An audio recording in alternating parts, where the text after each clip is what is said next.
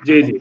और उनके टिकने का एक बड़ा आधार धनंजय जी, उनका जो वोट बैंक है वो भी है, और उनका उनकी अपनी सलाहियत तो हम सब देख ही रहे हैं, और जब जब विपक्ष में उनको मौका मिलता है तब तो वो और निखर करके सामने आते हैं। सवाल यही है कि आने वाले दिनों में, और ये संकट जो भारतीय जनता पार्टी के भीतर है, जिसे कायदे से बता रहे हैं नवेंदु दा, और वो ये है कि उनका, और सवाल ये भी रहेगा भारतीय जनता पार्टी से कि ये कितना ग्रूम करेगी इनको, सम्राट जी, या ये केशव मौर्य वाला हालत होने वाला है इनके साथ। तो ये सब प्रसंग है, और दूसरी तरफ प्रशांत जी हैं, चिराग हैं, तेजस्वी हैं। किसको देखते हैं? बहुत विस्तृत तरीके से हमने सुना भारत बिहार की जो पुरानी राजनीति थी, जो लालू जी ने किया और जो नीतीश ने किया, तो आगे क्या आप देखते हैं? फिर उसके पहले, यदि इस बीच में मैं गायब था, यदि आफरीन ने सम्राट का कुछ नहीं सुनाया तो सुना दिया जाना चाहिए। नाइंसाफी किसी के साथ ना हो, थोड़ा सम्राट और थोड़ा प्रशांत को सुन लेते हैं। देखिए, मैं सरकार में बहुत दिनों से काम कर रहा हूँ। 1999 में पहली बार मंत्री बना, तब से काम कर रहा हूँ। लंबा अनुभव है इस काम का करने का। लेकिन मेरा अपना मानना है, आज के तारीख में जो खट्टे मीठे अनुभव थे उसको ठीक करना, भारतीय जनता पार्टी और जनता दल यूनाइटेड के संबंध को और अच्छे करना, और बिहार के कार्यकर्ताओं का सम्मान बढ़े, चाहे वो जदयू के कार्यकर्ता हो या भाजपा के कार्यकर्ता, इसका संपर्क और बढ़े, जिससे कि हम 2024 और 25 का चुनाव बहुत आसानी से चुनाव जीत सकते हैं। क्योंकि हम आपकी चुनाव, लोकसभा का चुनाव, विधानसभा का चुनाव, ये पहला तो आदरणीय प्रधानमंत्री जी के नेतृत्व में फिर से अपार बहुमत के साथ बिहार से क्लीन स्वीप करके जाए, यही हम लोगों की कामना। खट्टे मीठे अनुभव की आपने बात की, ये मीठे के साथ में खट्टा जुड़ा हुआ है, यथार्थ नहीं बोले हैं आप, सच्चाई। देखिए, मैं जो बोलता हूँ एकदम साफ साफ बोलने के लिए जाना जाता हूँ। मेरा मानना है, क्योंकि दोनों के संबंध बने अच्छे और बिगड़े भी, अब संबंध को पूरा करना है। और भारतीय जनता पार्टी और जदयू का एक सबसे बड़ा संदेश है कि ये नेचुरल अलायंस है। जब भी आप नेचुरल है ये भाजपा या जदयू के कार्यकर्ताओं से मिलेंगे तो वो आपको कहेंगे ये नेचुरल अलायंस है। धनंजय जी, चलिए आप जब बात करते हैं हम लोग, फिर सुनेंगे चिराग और नेचुरल सम्राट को भी। तो ये है नेचुरल अलायंस, और उनकी है पगड़ी। देखिए, पगड़ी और भारतीय जनता पार्टी उनके पीछे कितना ग्रूम हो पाएंगे वो? क्या आपको लगता है कि वो आने वाले दिनों में नेतृत्व की स्थिति में है? देखिए, पगड़ी तो उन्होंने जिस दिन बांधी थी वही गलत काम कर लिया था, क्योंकि वो आकलन नहीं कर पाए थे कि बीजेपी कभी बिहार में सत्ता में निकट भविष्य में तो नहीं आने वाली। आगे 10 साल तक मैं कह सकता हूँ बीजेपी सत्ता में नहीं आ सकती, तो इसलिए पगड़ी तो गलत समय पे बांध लिया, गलत जगह बांध लिया। तो तेजस्वी ने बड़ा अच्छा कहा है कि भाई आपकी माँ तो, असली माँ तो आरजेडी थी, आपकी माँ ये जो बीजेपी है वो तो जबरन आप उधर चले गए, मेरी माँ सुंदर नहीं दिखती है, मैं इधर चली जाती हूँ, ज्यादा सुंदर है, ये सोच करके चले गए। गोद ली हुई माँ है, मतलब गोद लिया है। ये भी सही कह रहा है। लेकिन जो इनके पूज्य पिताजी थे, मतलब हैं अभी तो हैं शकुनी चौधरी जी। शकुनी चौधरी जी भी तो जो भाई साहब नवेंदु भाई साहब बोल रहे थे सामाजिक न्याय वाली राजनीति, उसी राजनीति से आए। उनकी कास्ट जो है कोयरी की, वो भी तो सामाजिक न्याय वाली राजनीति में चलने वाली पार्टी, तो कहाँ सवर्णों के साथ खड़ी हो जाएगी? बल्कि बहुत वर्सेटाइल जाती है वो, बहुत क्रांतिकारी जाती रही है जी। बहुत क्रांतिकारी। चलिए, वो तो अलग इतिहास है, वो अलग इतिहास पे बात नहीं करते। लेकिन बात करते हैं कि जो जिस जात से बिलोंग करते हैं वो सामाजिक न्याय वाली जात है,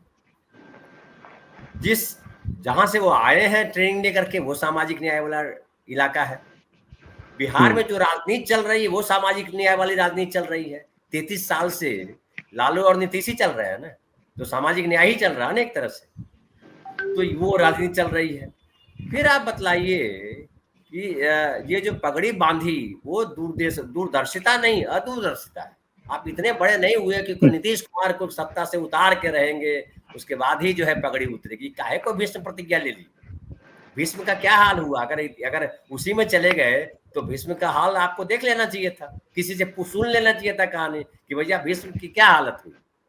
भीष्म ने भी प्रतिज्ञा तोड़ी थी, वो चक्का भीष्म के लिए कृष्ण ने प्रतिज्ञा तोड़ी थी, चक्का उठाया था जी। हाँ नहीं, वो तो अलग है, वो नहीं, अलग वो करने के लिए किया था। लेकिन भीष्म ने जो प्रतिज्ञा ली थी कि मैं आजीवन कंवारा रहूंगा, क्या हुआ उसका फाइनली हर्ष? ये ब्लंडर था उनका, ब्लंडर का क्या हुआ नतीजा? तो वैसे ही इन्होंने ब्लंडर किया। ब्लंडर ये किया है कि बीजेपी के साथ जो है उनकी राजनीति नहीं चल सकती। बीजेपी सवर्णवादी राजनीति से अलग नहीं हो सकती। और अब बात आती है जात की बात, तो उन्होंने बड़ा अच्छा टर्म यूज किया, ये तो हम सिनेमा वालों को करना चाहिए, वो उन्होंने हेमंत भाई ने किया, हनुमानगिरी, दादागिरी, गांधीगिरी, फलानागिरी हम सुने थे, ये नया वर्ड ला दिया हनुमानगिरी। तो ये बिल्कुल सही है। हनुमान को सत्ता कहाँ मिली? अभी हम धार्मिक प्रसंग जो चुटकुला है वो मैं नहीं सुनाऊंगा, क्योंकि कई लोग बुरा मान जाएंगे, लेकिन बड़ी फेमस चुटकुला है ना? आप सब लोग सुने होंगे, इसलिए आप गुनगुना हंस लीजिए वो सोच करके। तो हनुमान जी की जगह कहाँ है? हनुमान जी की जगह फाइनली तख्त पे तो नहीं है, हनुमान जी की जगह चरणों में। हनुमान जी की जगह चरणों में ना, राम के चरणों में उनकी जगह है, और राम को बसाया हुआ उन्हें अपने हृदय में। तो भाई आप तख्त पे कैसे आओगे? आपने खुद ही तय कर लिया। तो देखिए, सम्राट ने भी अपना तय कर लिया पगड़ी बांध करके, और चिराग ने भी अपना तय कर दिया। देखिए, ये जो प्रसंग है ये ऐसे ही नहीं आते, आपके मुंह से क्या निकलता है अनायास नहीं निकलता, प्रारब्ध उस तरफ ले जाता है। हालांकि मैं प्रारब्ध को नहीं मानता हूं, फिर भी मैं बताऊं, प्रारब्ध उस तरफ आपको ले जाता है। अब बात आती है जनसुराज वाले नेता की बात कर रहे हैं, जो प्रशांत किशोर। प्रशांत किशोर किस जात से आते हैं? सवर्ण समाज से आते हैं। प्रशांत किशोर का रथ अभी कौन खींच रहा है? आरएसएस बीजेपी खींच रही है। कई बार हेमंत भाई बतला चुके हैं वहां से कि उनका रथ उन्हीं का, वही फूल लेके आते हैं उन्हीं के लोग, वही माला सजाते बनाते हैं, वही माला पहनाते हैं, वही ताली भी बजाते हैं। ये तो सब हेमंत कुमार जी बताते रहते हैं, अक्सर हम सुनते भी रहते हैं। जिस तरह से वो बोल रहे हैं, वो किसके साथ खड़ा है कुछ पता नहीं चलता है। वो मैनेजमेंट से आए हैं, मैनेजमेंट वाला आदमी बड़ा क्लियर होता है अपनी लाइन में, लेकिन वो अभी जो पॉलिटिक्स कर रहे हैं उसमें क्लियरिटी नहीं है, वो कंफ्यूज दिखाई पड़ते हैं। कंफ्यूजन की भी वजह है। कंफ्यूजन की वजह ये है कि उनको पता है जो राजनीति करने उतरे हैं बिहार में, वो राजनीति उनके लिए नहीं संभव।